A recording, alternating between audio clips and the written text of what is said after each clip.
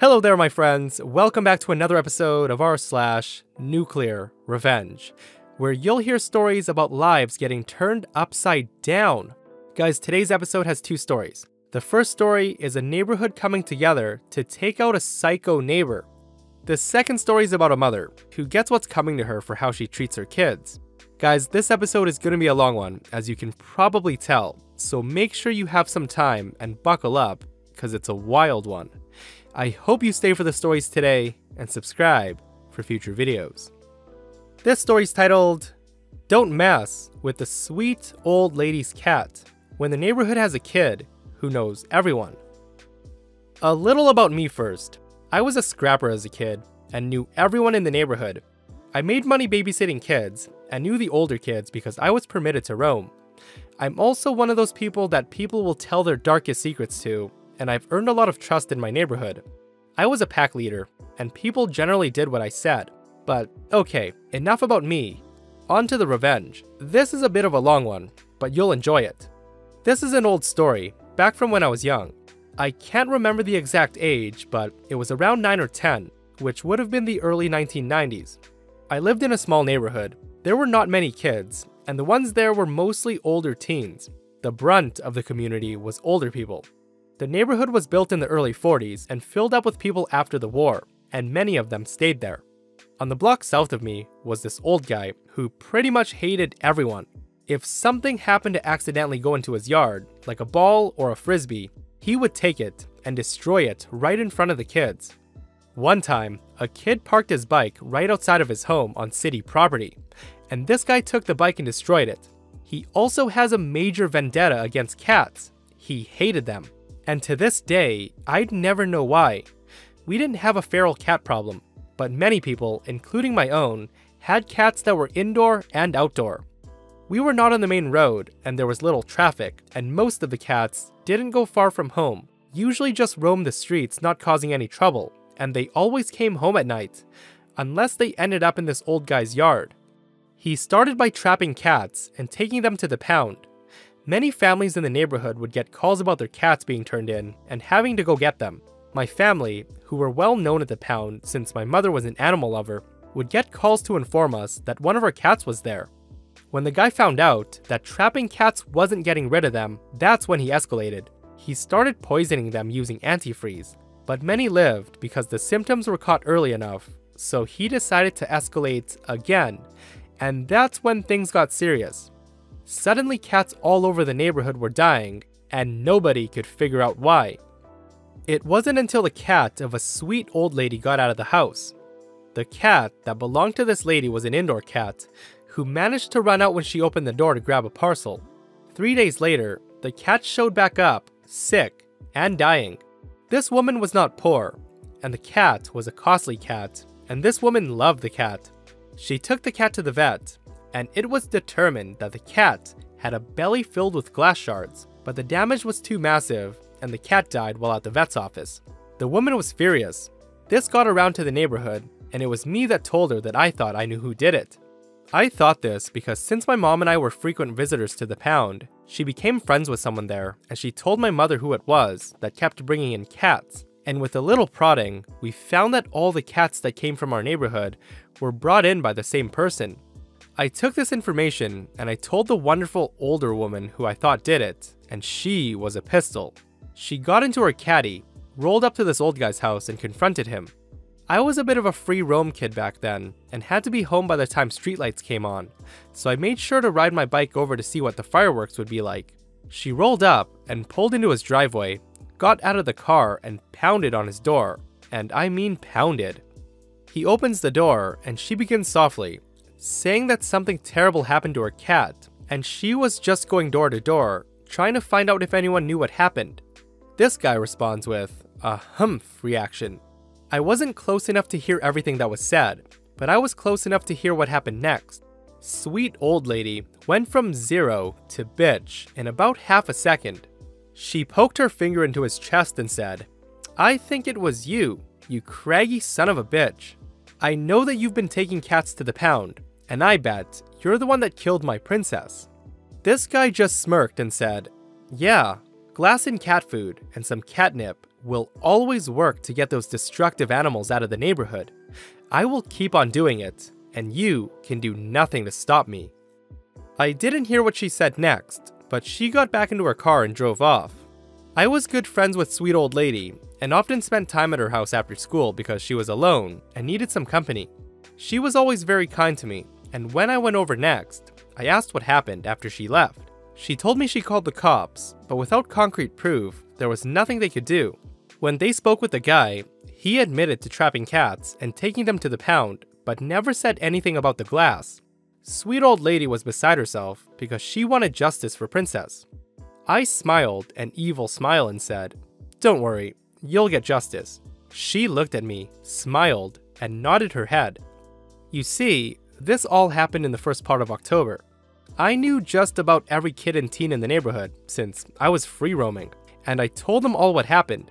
The total was about 20 kids and teens. I told them all what I thought we should do. I laid out the entire plot, and we all worked to get the things we needed. When Halloween rolled around, I was unfortunately not able to participate in this because I was grounded at the time, but I did find out about the aftermath. Halloween night, about 15 people in the night converged on his house. They found out he was going to be gone that night. His car was still there, but a neighbor relayed to the group that he'd left in a car with someone else. The group shattered every window and mirror in his car. Once the windows were broken, they opened the door and destroyed the interior. They then popped the hood, unscrewed the oil cap, and in goes sand. They broke every window in the house, including a sliding glass door in his backyard. All the screens were shredded, and they put superglue in all the door locks and superglued the mailbox shut. Once the screen was torn, they gained entry. They didn't steal anything, but they did destroy the inside of the house. They spray painted the words "For Princess" on a wall inside the home. Polaroids were taken, and I got to see the destruction. This, from what I was told, took about 3 hours in total, and neither of the neighbors next to him or across the street said a damn thing or called the cops. The group left and went back to their homes like it was just a typical Halloween night. I found out from the neighbors that the total amount of damage was around $20,000, and it seems that the group destroyed some very precious little things that he had. Now, the one thing they did that I'm not proud of is they dumped the urn that contained his late wife's ashes. I think that was a dick move, but I still believed he deserved it. It took him about a year to get everything fixed. He told the neighbor that his car insurance would not cover the damage to the car and that he had to buy a new car, adding another $15,000 to $20,000 on top of the total. The police were called, but there was nothing found. This was all before DNA and all the fancy CSI stuff, so it was just dust for Prince and be on their merry way. He tried to go after the Sweet Old Lady, but it fizzled. There was no proof that she had anything to do with it. The great thing about all this is there was never another cat that vanished from the area. He died a year before I left the neighborhood at 18, and from what I heard from a neighbor, he was raging about what happened to anyone who listens. Once I was able to roam again, I went to the Sweet Old Lady and showed her the pictures. She just smiled and gave me $20. She lived for another 3 years. She was wonderful during that time. That was pretty nuclear, and I'd say the old guy deserved it for all the cats he did this to, but the urn thing really got me. Do what you want to the old guy, but dumping his wife's ashes was a little too much. I'm gonna tell myself that she was an evil old hag, just like him, so I can sleep at night. And also, I'm pretty sure DNA testing did exist in the 90s. Someone tell me if I'm wrong. This next story is titled, "Destroy My Childhood? Ruin my chance at college? And laugh when I said I was homeless? I'll ruin your life." Backstory. My mother was a really shitty person. I have 4 other siblings. 1 older sister, and 3 that are way younger, from 3 different dads. I'm a male, by the way.